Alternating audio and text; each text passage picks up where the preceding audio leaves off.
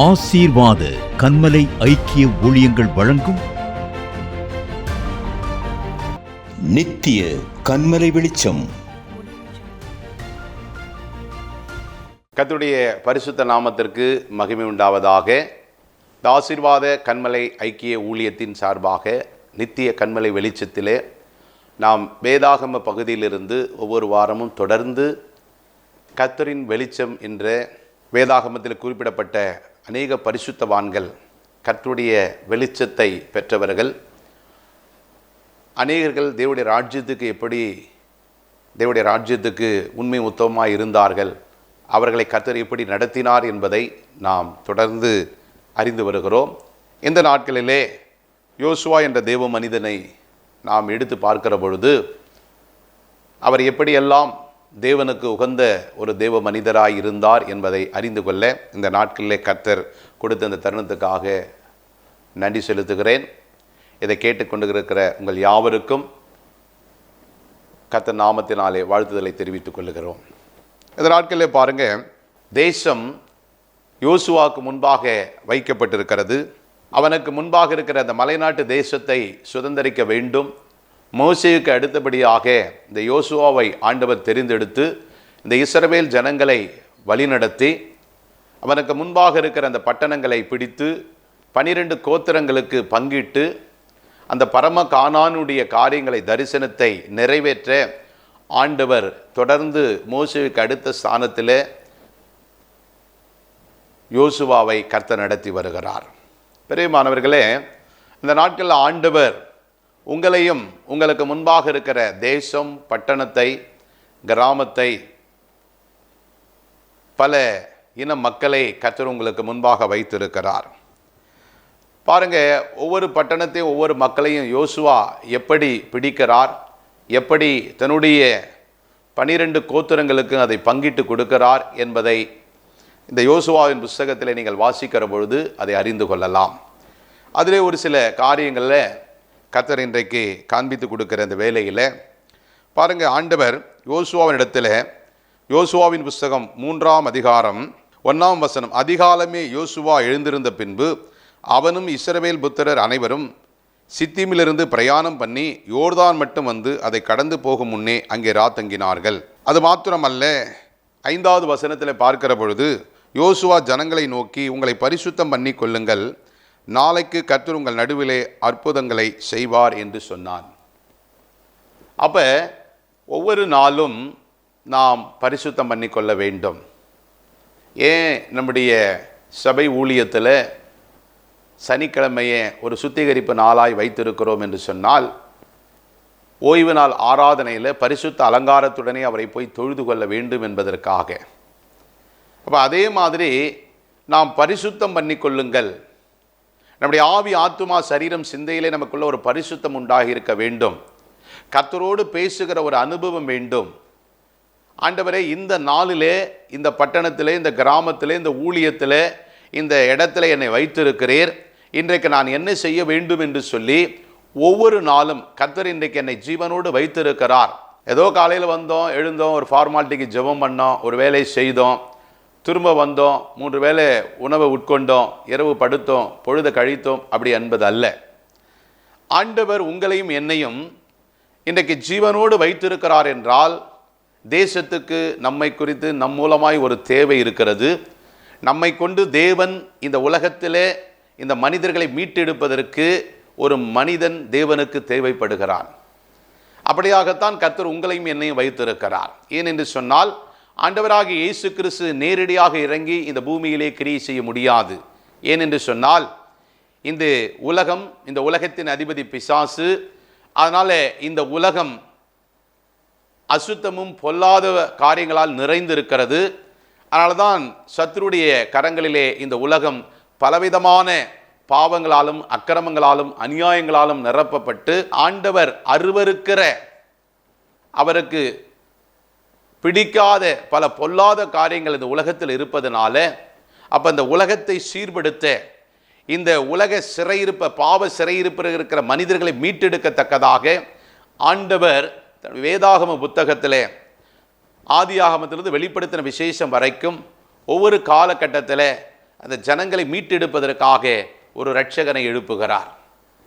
அப்படி ஒவ்வொன்றாய் நீங்கள் பார்த்து வருகிற பொழுதுதான் இந்த யோசுவா என்ற பாத்திரத்தை நீங்களும் நானும் பார்க்க முடியும். அப்போ இந்த யோசுவா எப்படியெல்லாம் இந்த தேசத்தை, இந்த இன மக்களை, இந்த பட்டணத்தை எப்படியெல்லாம் சுதந்திரித்துக் கொள்ளுகிறார் என்பதை நீங்களும் நானும் அறிந்திருக்கிறோம். அப்போ அதே மாதிரி ஏன் ஆண்டவர் யோசுவாவை ஒரு தலைவனாய் ஏற்படுத்தி இந்த ஜனங்களை நடத்தி வந்ததை நாம் பார்க்கிற பொழுது, யோசுவாவின் புஸ்தகம் 3ஆம் அதிகாரம் 7ஆம் வசனம், கர்த்தர் யோசுவாவை நோக்கி, நான் மோசேயோடு இருந்தது போல உன்னோடு இருக்கிறேன் என்பதை இஸ்ரவேல் எல்லோரும் அறியும்படிக்கு இன்று அவர்கள் கண்களுக்கு முன்பாக உன்னை மேன்மைப்படுத்தினேன். உடன்படிக்கை பெட்டி சுமக்கிற ஆசாரியரை பார்த்து, நீங்கள் யோர்தான் தண்ணீர் ஓரத்தில் சேரும்போது யோர்தானில் நில்லுங்கள் என்று நீ கட்டளையிடுவாயாக என்றார். 9ஆம் வசனம், யோசுவா இஸ்ரவேல் புத்திரரை நோக்கி, நீங்கள் இங்கே சேர்ந்து உங்கள் தேவனாகிய கர்த்தருடைய வார்த்தைகளை கேளுங்கள் என்று சொன்னார். 10வது வசனத்தில் பார்க்கிற பொழுது, பின்பு யோசுவா ஜீவனுள்ள தேவன் உங்கள் நடுவிலே இருக்கிறார் என்பதையும், அவர் கானானியரையும் ஏத்தியரையும் ஏவியரையும் பெரிசியரையும் கிர்காசியரையும் எமோரியரையும் எபூசியரையும் உங்களுக்கு முன்பாக துரத்தி விடுவார் என்பதை நீங்கள் அறிந்து கொள்வதற்கு அடையாளமாக, இதோ சர்வ பூமிக்கும் ஆண்டவராயிருக்கிறவருடைய உடன்படிக்கை பெட்டி உங்களுக்கு முன்பாக யோர்தானிலே எனப்படுகிறது போகிறது என்று சொல்லுகிறார். அப்ப இன்றைக்கு கர்த்தர் இந்த பட்டணத்திலே உங்களை வைத்திருக்கிறார். இப்போ உங்களுக்கு முன்பாக இந்த பட்டணம் இருக்கிறது. இந்த பட்டணத்தில் முன்பாக மோசேயின் காலத்தில் இதே யோசுவாவும் காலேப்பும் இன்னும் 12 கோத்திரத்தை சேர்ந்தவர்களும் போன பொழுது 10 பேர் வந்து துர்ச்செய்தி சொன்னார்கள், 2 பேர் மாத்திரம் நற்செய்தி சொல்லுகிறார்கள். அப்போ அந்த 2 பேரில் ஒருவரை தான் யோசுவா இந்த கானானுக்கு போக வேண்டியது இஸ்ரவேல் ஜனங்களை வழிநடத்துகிற ஒரு பொறுப்பையும் காலேப்பு யோசுவாவுக்கு பக்கபலமாகவும் வைத்திருக்கிறார். பிரியமானவர்களே, இந்த நாட்களில் வாசிக்கப்பட்ட இப்படிப்பட்ட பொல்லாத ராட்சதர்கள், ஆண்டவர் அருவருக்கிற இப்படிப்பட்ட சத்துருடைய பொல்லாத மனிதர்கள் இந்த உலகத்திலும் இருக்க செய்கிறார்கள். அப்ப அவர்கள் இன்றைக்கு தேசம் யோசுவாவின் காலத்தில் எப்படி அன்றைக்கு கானானியர் ஏத்தியர் ஏவியர் பெரிசியர் கிர்காசியர் எமோரியர் எபூசியர் இருந்தார்களோ, இவர்களை ஆண்டவர் வெறுத்தார். இவர்களை எல்லாம் சவுலுக்கு சொல்லுகிற பொழுது இவர்கள் எல்லாம் சங்காரம் பண்ணும்படியாக இவர்களை ஒருத்தரும் விட்டு வைக்காத, இவருடைய ஆடு மாடுகள்லாம் விட்டு வைக்காத, இது எல்லாவற்றையும் நிக்கரம் பண்ணு, இவர் எல்லாவற்றையும் சுட்டெரித்து எல்லாவற்றையும் கொன்று போட சொன்ன பொழுது அதில் அது ஆடு மாடுகளை கூட கர்த்தர் வைக்க விரும்பவில்லை. ஏனென்று சொன்னால் இவர்கள் இஸ்ரவேல் ஜனங்களை தீட்டுப்படுத்தி விடுவார்கள் என்று சொல்லி, இன்றைக்கு இந்த காலகட்டத்திலும் ஆண்டவராக இயேசு கிறிஸ்து வந்து 2026 வருஷம் கழிந்தும் இன்றைக்கும் நமக்கு முன்பாக இப்படிப்பட்ட ராட்சத குணமுடைய இப்படிப்பட்ட பொல்லாத பிசாசுடைய பொல்லாத கிரியுள்ள மனிதர்கள் உலகத்தில் இருக்கிறார்கள். அப்ப அந்த கிரிக்கு முன்பாக அந்த கிரியை அழித்து அந்த மனிதர்களை மீட்டெடுக்கத்தான் ஆண்டவராகிய இயேசு கிறிஸ்து கல்வாரி சிலுவிலே ரத்தம் சிந்தி மரித்து 3ஆம் நாள் உயிரோடு எழுந்தார், உங்களுக்காகவும் எனக்காகவும். அப்ப இப்படிப்பட்ட துஷ்டமான மனிதர்கள் இன்றைக்கு இந்த உலகத்தில் இருக்கிற பொழுது அவர்களுக்கு முன்பாக பட்டணம் இருக்கிறது, ஆட்சி அதிகாரம் இருக்கிறது, இன்னும் பல அதிகாரத்தில் இருக்கிறார்கள், இன்னும் பலவித வழிநடத்தில் இருக்கிறார்கள். ஆனாலும் இன்றைக்கு போய் ரட்சிப்பின் ராஜ்யத்தின் சுவிசேஷத்தை அறிவிக்க முடியவில்லை. அன்றைக்கு யோசுவாவுக்கு எப்படி இந்த ராஜாக்கள் எல்லாம் இருந்தார்களோ, இன்றைக்கும் பல அதிபதிகள், ராஜாக்கள், பிரபுக்கள், தேசாதிபதிகள் உலகம் எங்கிலும் இருக்கிறார்கள். அப்ப யோசுவா அன்னைக்கு நினைத்திருந்தால் அந்த பட்டணத்தை மற்ற 10 கோத்திரத்தார்கள் பார்த்தது போல இந்த யோசுவாவும் காலேப்பும் பார்த்திருந்தா அந்த பட்டணத்தை பிடித்திருக்க முடியாது, அந்த மலைநாட்டு தேசங்களை சுதந்திரிக்க முடிந்திருக்காது, அந்த நல்ல கனிகளை இவர்கள் சுதந்திரித்திருக்க முடியாது. அப்ப நம்முடைய தேசத்தில், நம்முடைய இந்திய தேசத்தில் 150 கோடியை நெருங்கி உலகம் எங்கிலும் 700 கோடியை நெருங்கி கொண்டிருக்கிற அந்த வேளையில் இதோ தேவனுடைய ராஜ்யத்துக்கு விரோதமாக ஆண்டவராகிய இயேசு கிறிஸ்துவே சொல்லியிருக்கிறார், அந்தி கிறிஸ்துக்கள் என்று சொல்லியிருக்கிறார். கிறிஸ்துவனுடைய வருகை தான் ஒன்றும் 2ஆம் வருகை தான் வரல, கிறிஸ்து தான் வரல. ஏன்னா 1வது வருகை வந்து அவர் நமக்காக பாவ மன்னிப்பை கொடுத்து ரட்சித்து மீண்டும் 2ஆம் வருகைக்காக நாம் காத்து கொண்டிருக்கிறோம். நம்மை அழைத்து கொண்டு போய் நித்திய ராஜ்யத்துக்கு சேர்ப்பார் என்று சொல்லி அதற்காகத்தான் அவருடைய ராஜ்யத்துக்காக காத்திருக்கிறோம்.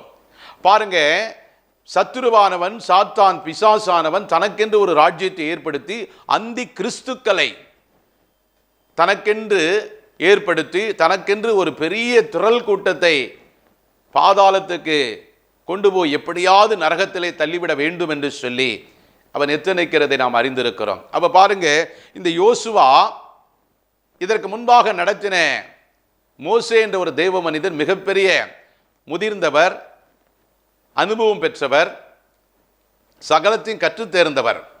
ஆனால் இந்த யோசுவாவோ ஒரு வாலிபர். அதே மாதிரி தான் இன்றைக்கு உங்களுக்கு முன்பாக இருந்த ஊழியத்தில் இதற்கு முன்பாக உங்களுக்கு நடத்தினவர்கள் மிகுந்த அனுபவசாலிகளாக, கர்த்தரோடு ஐக்கியம் பெற்றவர்களாக, அவர்கள் வாழ்ந்த நாட்களிலே விசுவாசத்தை வைத்தே தன் ஜீவனத்தை நடத்தி ஆண்டவரோடு தொடர்பிலே இருந்தவர்கள். அடுத்த தலைமுறையாக வந்து இந்த நாளில் ஊழியம் செய்திருக்கிற உங்களுக்கு முன்பாக யோசுவாவுக்கு எப்படி அன்றைக்கு சவால் இருந்ததோ, இன்றைக்கு உங்களுடைய ஊழியத்தில், நம்முடைய ஊழியத்தில், தேசத்தில் நமக்கும் அப்படிப்பட்ட சவால்கள் நிறைந்திருக்கிறது. ஆகவே யோசுவா சோர்ந்து போகவில்லை. அப்ப ஆண்டவர்கிட்ட போய் யோசுவா முகங்குப்புற விழுந்து கிடக்கிறான். அப்ப ஆண்டவர் யோசுவாவுக்கு ஒரு வார்த்தையை கொடுக்கிறார். நான் மோசேயோடு இருந்தது போல உன்னோடு இருப்பேன், நான் உன்னை விட்டு விலகுவதும் இல்லை, நான் உன்னை கைவிடுவதும் இல்லை, நீ பலங்கொண்டு திடமனதாயிரு என்று சொல்லி அவனை தேற்றுகிறார். ஆண்டவரே, மோசே மிகவும் வயதில் மூத்தவர், மிக பெரியவர், அவர் நடத்தினார். ஆனால் என்னால் இந்த ஜனங்களை நடத்த முடியுமா என்று சொல்லி அவர் சொல்லுகிற காரியத்தை நாம் அறிந்திருக்கிறோம். அதே மாதிரி தான் பிரியமானவர்களே, இதை கேட்டுக்கொண்டிருக்கிற அருமையான ஊழியர்களே, இந்த நாட்களிலே நீங்கள் உடைய ஊழியத்தில் இன்னைக்கு பலவிதமான தீவிரமான தேவனுடைய ராஜ்யத்துக்கு விரோதமாக இருக்கிற மனிதர்களுக்கு விரோதமாக, இனக்கூட்டங்களுக்கு விரோதமாக, இன்னும் பல அதிகார மையத்துக்கு பார்த்து இதோ அவர்கள் நம்மை நடத்துவார்களா, இதோ நம்மால போய் தேவனுடைய ராஜ்யத்தை குறித்து பிரசங்கிக்க முடியுமா, தேவனுடைய ஊழியத்தை செய்ய முடியுமா என்று பயத்தோடு நடுக்கத்தோடு இருப்பீர்கள் என்று சொன்னால், அன்றைக்கு மோசேயோடு இருந்த ஆண்டவர் யோசுவாவை நடத்தினது போல இன்றைக்கும் உங்களோடு இருந்து உங்களை நடத்த அவர் வல்லவராயிருக்கிறார். அப்படியாகத்தான் ஆண்டவர் இந்த யோசுவாவை எப்படியெல்லாம் இந்த தேசத்தை சுதந்திரிக்க வேண்டும், இந்த பட்டணத்தை சுதந்திரிக்க வேண்டும் என்று சொல்லி பாருங்க. யோசுவா 3:15 சொல்லுகிறது, யோர்தான் அறுப்பு காலம் முழுவதும் கரைபுரண்டோடும் பெட்டியை சுமக்கிற ஆசாரியர்கள் கால் தண்ணீர் ஓரத்தில் பட்டவுடனே மேலே இருந்து ஓடி வருகிற தண்ணீர் நின்று சாத்தானெடுக்க ஆதாம் ஊர் வரைக்கும் ஒரு குவியலாக குவிந்தது. உப்பு கடலின் சமமான வெளியின் கடலுக்கு ஓடி வருகிற தண்ணீர் பிரிந்து ஓடிற்று. அப்பொழுது ஜனங்கள் எரிகோவுக்கு எதிரே கடந்து போனார்கள். 4ஆம் அதிகாரம் 1ஆம் வசனம், யோசுவா 4:1 ஜனங்கள் எல்லோரும் யோர்தானை கடந்து தீர்ந்தபோது கர்த்தர் யோசுவாவை நோக்கி, பாருங்க, நீங்கள் ஒவ்வொரு கோத்திரத்துக்கும் ஒவ்வொருவராக ஜனங்களை 12 பேரை தெரிந்து கொண்டு யோர்தான் நடுவிலே ஆசாரின் கால் நிலையாய் நின்ற இடத்திலே 12 கற்களை எடுத்து அவைகளை உங்களோடு கூட அக்கறை கொண்டு போய் நீங்கள் இன்று இரவில் தங்கும் ஸ்தானத்திலே அவை வையுங்கள் என்று அவளுக்கு கட்டளையிடு என்றார். அவர் அப்படியே செய்த போல 4ஆம் அதிகாரம் 7ஆம் வசனம், நீங்கள் கர்த்தருடைய உடன்படிக்கை பெட்டிக்கு முன்பாக யோர்தானின் தண்ணீர் பிரிந்து போனதினால் அவைகள் வைக்கப்பட்டு யோர்தானை கடந்து போகிறது. யோர்தானின் தண்ணீர் பிரிந்து போயிற்று. ஆகையால் இந்த கற்கள் இஸ்ரவேல் புத்திரருக்கு என்றைக்கு நினைப்பூட்டும் அடையாளம் என்று சொல்லு என்றார். அப்படித்தான் அவர்கள் சொன்னார்கள். அந்த மரண யோர்தான் பாருங்க, இஸ்ரவேல் ஜனங்கள் கரைபுரண்டோடுகிற அந்த அறுப்பு காலத்தில் அந்த யோர்தான் மரண வெள்ளம் போல இருபுறமும் கரைபுரண்டு ஓடுமா. அந்த வெள்ளத்தை கடந்து ஒருவராலும் அக்கரைக்கு போக முடியாது. அந்த நாட்களிலே யோசுவாவுக்கு ஆசாரியர்கள், பாடகர்கள், பின்னாலே இஸ்ரவேல் ஜனங்கள் யார் யார் எப்படி போக வேண்டும் என்பதை யோசுவானிடத்திலே சொல்லியிருந்தார். அதை அப்படியே அவர்களுக்கு சொன்னது போல அவர்கள் நடந்தார்கள். அது ஆசாரியர்கள் கால் யோர்தானிலே வைத்த பொழுது அது அப்படியே குவியலாய் நின்று விடுகிறது. அருமையான தேவனுடைய ஊழியக்காரர்களே, பார்த்து கொண்டிருக்கிற தேவனுடைய பிள்ளையே, நீ போய் உன்னுடைய பாதத்தை, அது உன்னுடைய பாதம் இல்லை, கர்த்தரோடு உனக்கு தொடர்பு இருந்து, கர்த்தரோடு ஐக்கியம் இருந்து, கர்த்தர் உன்னை அழைத்து அபிஷேகம் பண்ணி கர்த்தர் உன்னை அவருடைய வார்த்தையின்படி ஒரு இடத்துக்கு அனுப்புவார் என்று சொன்னால், நீங்கள் எங்கே கால் வைக்கிறீர்களோ அந்த இடத்துல மரணம் உங்கள் பாதத்துக்கு கீழாய் வரும். சத்துருடைய தலை நசுக்கப்படும். உங்களுடைய பாதத்தோடு அவருடைய வெண்கல பாதம் இணைக்கப்படுகிற பொழுது அந்த இடத்துல ஒரு ஆசீர்வாதமும் கர்த்தருடைய வழிநடத்துதலும் கர்த்தருடைய காத்து கொள்ளுகிற நன்மையான காரியங்களையும் பெற்றுக்கொள்ள முடியும்.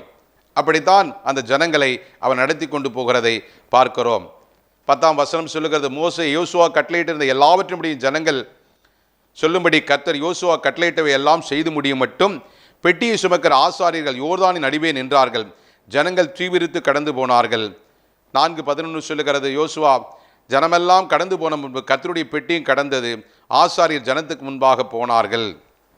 அந்நாளிலே 14ஆம் வசனம் 4:14 சொல்லப்படுகிறது, அந்நாளிலே கர்த்தர் யோசுவாவை சகல இஸ்ரவேலின் கண்களுக்கு முன்பாகவும் மேன்மைப்படுத்தினார். அவர்கள் மோசேக்கு பயந்திருந்தது போல அவர்களுக்கும் அவன் உயிரோடு இருந்த நாளெல்லாம் பயந்தார்கள். கர்த்தர் யோசுவாவை நோக்கி, சாட்சியின் பெட்டியை சுமக்கிற ஆசாரியர்கள் யோர்தானிலிருந்து கரையேறும்படி அவர்களுக்கு கட்டளையிடு என்று சொன்னார். யோசுவா யோர்தானிலிருந்து கரையேறி வாருங்கள் என்று ஆசாரியருக்கு கட்டளையிட்டான்.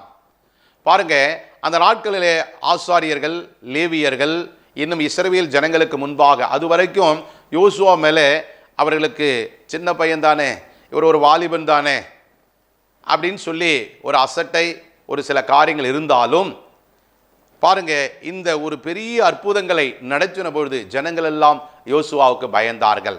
பிரியமானவர்களே, அருமையான தேவனுடைய பிள்ளையே, தேவனுடைய ஊழியக்காரர்களே, ஊழியக்காரியே, இது வரைக்கும் உங்களால் ஒரு பெரிய அற்புதம் செய்யலை, ஒரு பெரிய அதிசயம் செய்ய முடியலை, இல்லை உங்களை பார்த்து சாதாரணமான இவங்கெல்லாம் ஒரு சின்ன ஊழியர்கள் தானே, ஒரு சின்ன கிராமத்தில் தானே இருக்கிறாங்க, ஒரு சின்ன சபையை தானே வச்சுருக்கிறாங்க, இவங்களால் என்ன செஞ்சிட முடியும் அப்படின்னு நினச்சி மற்றவங்களை அற்பமாக எண்ணி இருந்தால் இந்த வருஷத்தை கர்த்தர் அநேக கண்களுக்கு முன்பாக உங்களை மேன்மைப்படுத்துவார்.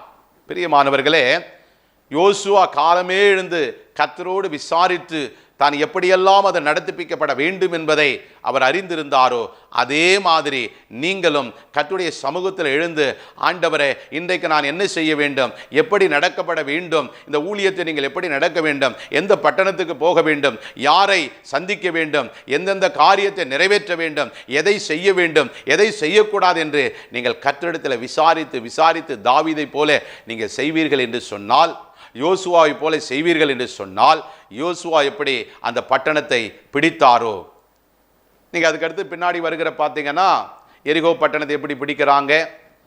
6 முறை சுற்றி 7வது முறை வருகிற பொழுது 7 எக்காலங்கள் ஊதப்படுகிற பொழுது அதற்கு யோசுவா அந்த ஜனங்களை எப்படி வழி நடத்துகிறார், எப்படி அவங்க ராத்தங்குறாங்க, எப்படி அந்த எரிகோ கோட்டை உள்ளேயும் போக முடியாது, வெளியேயும் வர முடியாத அளவுக்கு எவ்வளோ பெரிய அவர்களுக்கு தடுப்பாக இருக்கிறது.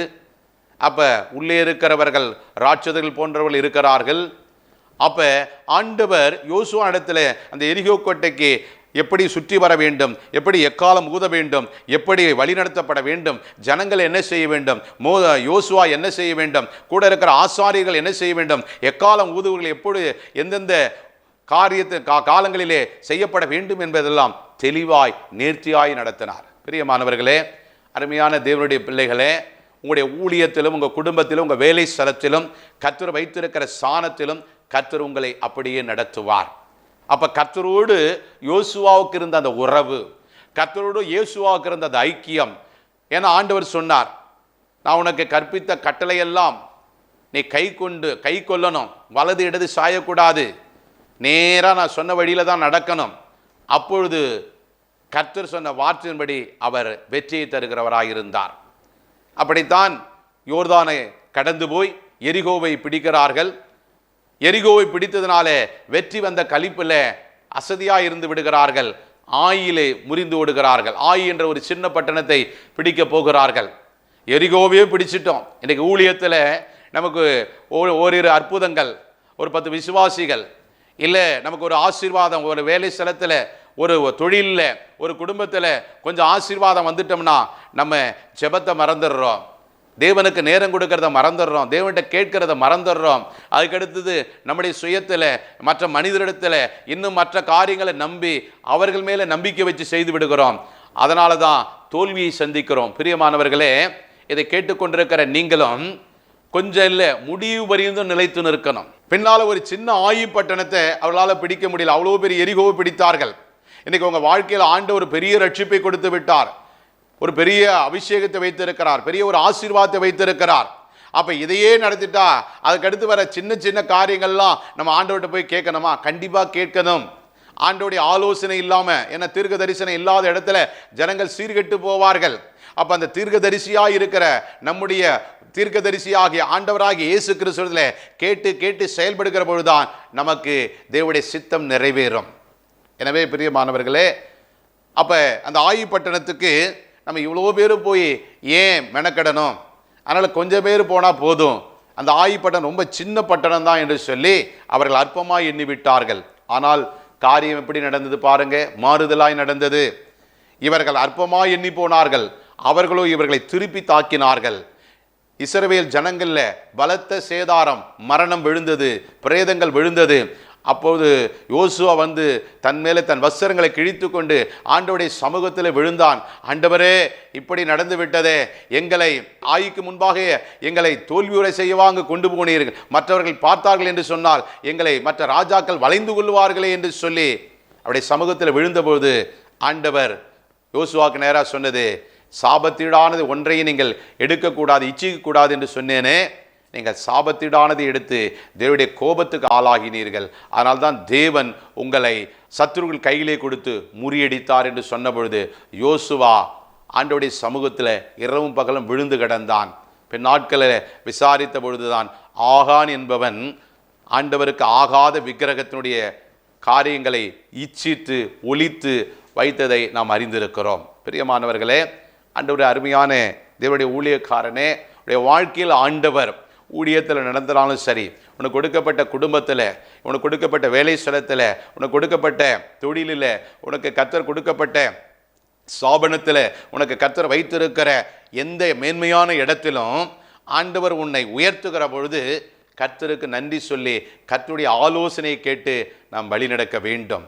எப்பொழுதும் கர்த்தரை கனம் பண்ண வேண்டும், எப்பொழுதும் கர்த்தருக்கு நன்றி சொல்ல வேண்டும். கர்த்தருடைய கரத்தை பிடித்து நடக்கிறவர்களாய் நாம் மாற வேண்டும். அப்பொழுதுதான் நாம் இப்படிப்பட்ட காரியங்களிலிருந்து, அப்போதான் பரிசுத்த ஆவியானவர் நாம் செய்கிற பாவத்தை கண்டித்து உணர்த்து நீதியானவர் நீதியை குறித்து நமக்கு பிரசங்கித்து கொண்டே இருப்பார். அப்போ நமக்கு வழி திறந்து கொண்டே இருக்கும். அதனால பாருங்க, ஒரு ஆகான் செய்த ஒரு சின்ன ஒரு பாவம் பாருங்க, அவனுடைய மொத்த குடும்பம், கோத்திரம், வம்சம், அவருடைய ஆடு மாடு எல்லாவற்றையும் விசாரணை எடுத்து கொண்டு வந்து விட்டது. ஒரு மனிதன், ஆதாம் என்ற ஒரு மனிதன் செய்த பாவம் மனுக்குலத்துக்கு முதல் மரணத்தை கொண்டு வந்தது. இந்த ஆகான் என்பவன் ஒருவன் செய்த பாவம் அவருடைய குடும்பம், கோத்திரம், வம்சம், அவனுடைய சம்பந்தப்பட்ட ஆடு மாடுகள் எல்லாவற்றையும் பின்னால் இவன்தான் செய்தான் என்று அறிந்தவுடனே அந்த ஒருவனுக்கு மாத்திரம் தண்டனை அல்ல, அவனை சுற்றின்ற அத்தனை பேரையும் கல்லெறிந்து சுட்டெரித்து போட்டார்கள். பிரியமானவர்களே, இந்த நாட்களில் நீங்களும் நானும் ஊழியம் செய்து ஆண்டவருடைய பிள்ளைகளாய் அறிந்து நாம் செய்கிற ஒரு சின்ன ஒரு காரியம் நம்முடைய பிள்ளைகளை சந்திக்கும். அது நாம் செய்கிற ஒரு காரியம் நம்முடைய சந்ததியை தாக்கும். நாம் செய்கிற ஒரு காரியம் தலைமுறைமாய் சாபமாய் மாறும். ஆண்டவருக்கு பிரியமில்லாத காரியத்தை செய்கிற பொழுது. அதனால தான் ஆண்டவர் 1000 தலைமுறை மட்டும் இரக்கம் செய்கிற ஆண்டவர். அதே மாதிரி ஆண்டவருக்கு பிரியமில்லாத அருவருப்பான, ஆண்டவர் துக்கப்படுகிற, கோபப்படுகிற காரியங்கள் இருந்தால் அதையும் ஆண்டவர் அந்த தலைமுறை மட்டும் விசாரிக்கிறவராய் இருக்கிறார். அதனால் ஆண்டவர் இன்றைக்கு உங்களை வைத்திருக்கிற பட்டணத்தில், ஆண்டவர் உங்களுக்கு வைத்திருக்கிற குடிகளிலே, ஆண்டவர் உங்களுக்கு வைத்திருக்கிற தேசத்தில், ஆண்டவர்கிட்ட யோசுவா எப்படி கேட்டு கேட்டு அந்த தேசத்தை, பட்டணத்தை சுதந்தரித்தானோ, உங்களோட ஊழியத்தில், கர்த்தர் கொடுத்த இடத்துல, குடும்பத்தில், உங்களுக்கு வைத்திருக்கிற வேலையில், தொழிலில், இன்னும் பட்டணத்தில் ஆண்டவர்கிட்ட கேட்டு கேட்டு, ஆண்டவரே இந்த பட்டணத்தில் என்னை வைத்த நோக்கத்தை நிறைவேற்றும்படியாக என்னை ஆசீர்வதித்து இதை சுதந்தரிக்க உதவி செய்யும் என்று கேட்டு பாருங்க. கர்த்தர் உங்களை கொண்டு பெரிய காரியங்களை செய்வார். God bless you. கர்த்தர் தாமே உங்களை ஆசீர்வதிப்பாராக. நாம் ஜெபிக்கலாம். நல்ல தகப்பனே, நன்றி உள்ள இருதயத்தோடு மை துதிக்கிறோம் அப்பா. இந்த நாட்களில், அருமையான இந்த வேலையில் இதை பார்த்து கொண்டு இருக்கிற ஏராளமான ஆண்டவரை, அநேக தேவனுடைய பிள்ளைகள், ஆண்டவரை நீர் அழைத்தவர் உண்மை உள்ளவர் அப்பா. அவருடைய கரங்களை அழைத்து, ஆண்டவரை கரங்களை பிடித்து இந்த கண்மலையிலே நிறுத்தி வந்திருக்கிறீர் ஆண்டவரை. தாயின் கருவில் உருவாகும் முன்னரே உன்னை பெயர் சொல்லி அழைத்தேன், உன்னை அறிந்திருக்கிறேன் என்று சொன்ன ஆண்டவர், இஸ்ரவேலே நீ என்னால் மறக்கப்படுவதில்லை என்று சொன்னீரே. கர்த்தாவே யோசுவா ஆண்டவரை பயந்திருந்த பொழுது, ஆண்டவரை அடுத்த இந்த ஜனங்களை நடத்த ஆண்டவரை எனக்கு வழி தெரியவில்லை என்று சொன்ன பொழுது, நானே உனக்கு வழியாய் இருப்பேன் என்று சொன்னவர், நானே உனக்கு வழியும் சத்தியம் ஜீவனமாய் இருக்கிறேன் என்று சொல்லி அந்த யோசுவாவை நடத்தின ஆண்டவர் இன்றைக்கு அருமையான இதை பார்த்து கொண்டிருக்கிற அருமையான தேவனுடைய உம்முடைய ஊழியக்காரர் பிள்ளைகளை ஆண்டவரே உண்மை முத்தமுள்ள ஊழியக்காரனே என்று சொல்லி அந்த ஆண்டவரை நற்சாட்சி பெறுவதற்காக இந்த பிள்ளைகளை நீ தெரிந்தெடுத்திருக்கு ஒரு நோக்கம் இருக்கிறது ஆண்டவரே. இதோ அநேக நேரத்தில் ஆண்டவரே எந்த பட்டணத்துக்கு போக வேண்டும், எப்படி ஆத்துமாக்களை சுதந்தரிக்க வேண்டும் ஆண்டவரே, தகப்பனே எந்த இடத்துல போய் எதை பேச வேண்டும், எந்த இடத்துல எந்த ஜனங்களுக்கு ஆண்டவர் தன் காரியத்தை சொல்ல வேண்டும் என்று தெரியாமல் அநேக நேரத்தில் மற்றவர்களை பார்த்து மற்ற மனிதர்களை பார்த்து ஆண்டவரே தானும் அதை செய்கிற பொழுது வைக்காத இடத்துல ஆண்டவரே இவர்களை நாட்டாத தோட்டத்தில் ஆண்டவரே இவர்களுக்கு ஆண்டவரை கொண்டு போய் சேர்க்க முடியாத இடத்துல போய் ஆண்டவரே தன்னுடைய தரிசனத்தை இழந்து போகாதபடிக்கு எந்த இடத்துக்காக, எந்த இனத்துக்காக, எந்த ஜனத்துக்காக, எந்த தேசத்துக்காக ஆண்டவரே எந்த மக்களுக்காக இவர்களை வேர்பிரித்தீரோ அதற்கென்று நேர்வழியாய் நடத்தும்படியாக ஒரு யோசுவாவை நடத்தி யோசுவாவின் மூலம் அற்புதங்களையும் அதிசயங்களையும் அடையாளங்களையும் செய்து ஆண்டவரே எரிகோவையே தகர்த்தெறிந்து ஆண்டவரை சுட்டெரித்து ஆயி பட்டணத்தை பிடித்து இன்னும் இந்த மலைநாட்டு தேசம் முழுவதும் இருந்த ஆண்டவரே உமக்கு பிரியமில்லாத ஆண்டவரே அருவருப்பான 6 அந்த ராஜாக்களையும் நீ வெறுக்கிற அந்த 7 ராஜாக்களையும் ஆண்டவரே அவர்கள் எல்லாம் சுட்டெரித்து அந்த காரியங்கள் எல்லாம் நிர்மூலமாக்கி அந்த முழு பட்டணத்தையும் ஆண்டவரே யோசுவாவுக்கு முன்பாக இருந்த அந்த மலைநாட்டு தேச பட்டணம் முழுவதையும் பிடித்து ஆண்டவரே தன்னுடைய ஆண்டவரே இஸ்ரவேல் ஜனங்களுக்கு 12 கோத்திர பிதாக்களுக்கு பங்கிட்ட யோசுவாவை போல இதோ இதை பார்த்து கொண்டிருக்கிற அருமையான தேவனுடைய ஊழியக்காரர்கள் கொடுத்திருக்கிற அந்த பட்டணங்கள் கிராமங்களை ஆண்டவரே அதிலே கட்டி வைக்கப்பட்டிருக்கிற சத்துருடைய பாவத்தில் சாபத்தில் அக்கிரமத்தில் அநியாயத்தில் வியாதியில் தரித்திரத்தில் ஆண்டவரை விபச்சாரத்தில் வேசித்தனத்தில் இருக்கிற பொல்லாத ஆண்டவரை சத்துருடைய பலத்த கரத்திலிருந்து பலவானை முந்தி கட்டி ஆண்டவரை அவருடைய கையில் இருக்கிற ஆத்துமாக்களை கொள்ளை பொருள் ஆண்டவரை மீட்டெடுத்து தேவன் ஆண்டவரை ஒவ்வொரு குடும்பத்திற்கும் ஆண்டவரை ஒவ்வொரு குடும்பத்தையும் பயன்படுத்தி தேவனுடைய ராஜ்யத்துக்கு ஒவ்வொருத்தரையும் கொண்டு வர ஆண்டவரை பார்த்து கொண்டிருக்கிற ஒவ்வொருவரையும் நீர் பயன்படுத்தும்படியாய் ஜெபிக்கிறோம். மனிதனால கூடாதது என் தேவனால் கூடும் என்பதை நாங்கள் அறிந்திருக்கிறோம் ஆண்டவரை. இன்றைய நாளில் கூட ஆண்டவரை யோசுவாவோடு இருந்த என் ஆண்டவரே இதை பார்த்து கொண்டிருக்கிற ஒவ்வொரு சகோதரோடும் ஊழியக்காரியோடும் இருந்து கர்த்ததாமே இந்த கடைசி நாட்களில் வழிநடத்தும்படியாய் ஜெபிக்கிறோம். ஆண்டவரே நித்திய கண்மலை வெளிச்சத்தின் மூலமாக இதோ இவர்கள் வெளிச்சத்தின் பிள்ளைகளாக இருந்து மலை மேல் இருக்கிற பட்டணம் மறைந்திருக்க மாட்டாது என்று சொன்னீரே, அந்த பட்டணத்தின் மேல் இருக்கிற விளக்கு தண்டின் மேல் இருக்கிற வெளிச்சத்தின் பிள்ளைகளாய் இவர்களை வைத்து ஆண்டவரே இதோ பட்டணம் இவர்களுக்கு முன்பாக இருக்கிறது, இது உனக்கு முன்பாக திறந்த வாசலை வைத்து இருக்கிறேன், ஒருவனும் அதை பூட்ட முடியாது என்று சொன்னீரே. அப்படியாக ஆண்டவரை திறந்த வாசலை வைத்து அநேக ஆத்துமாக்களை இந்த வருஷத்தில் அறுவடை செய்து தேவனுடைய ராஜ்யத்துக்கு திருப்புகிற ஆண்டவரை தேவனுடைய பிள்ளைகளாய் மாற்றி உடைய ராஜ்யத்தை ஆண்டவரை இவர்கள் மூலம் இன்னும் நிரப்பும்படியாக பாதாளத்தின் வாசல் அடைக்கப்பட்டு பரலோகத்தில் மிகுந்த சந்தோஷம் உண்டாகத்தக்கதாக ஒவ்வொருவரையும் நீ ஆசீர்வதித்து வழிநடத்தும்படியாக ஜெபிக்கிறோம். இந்த நாட்களில் பலத்த அற்புதங்களையும் அடையாளங்களையும் அதிசயங்களையும் செய்யும்படியாக ஜெபிக்கிறோம். உடைய திருநாமம் மகிமைப்பட்டோம். எல்லா துதியும் கனம் மகிமை ஒருவருக்கே செலுத்துகிறோம். இயேசுவின் நாமத்தில் ஜெபிக்கிறோம் பிதாவே, ஆமேன் ஆமேன். பிரியமானவர்களே, மட்டும் இந்த வார்த்தையின்படி கேட்டு யோசுவாவை போல கர்த்தர் உங்களையும் ஆசீர்வதிப்பாராக.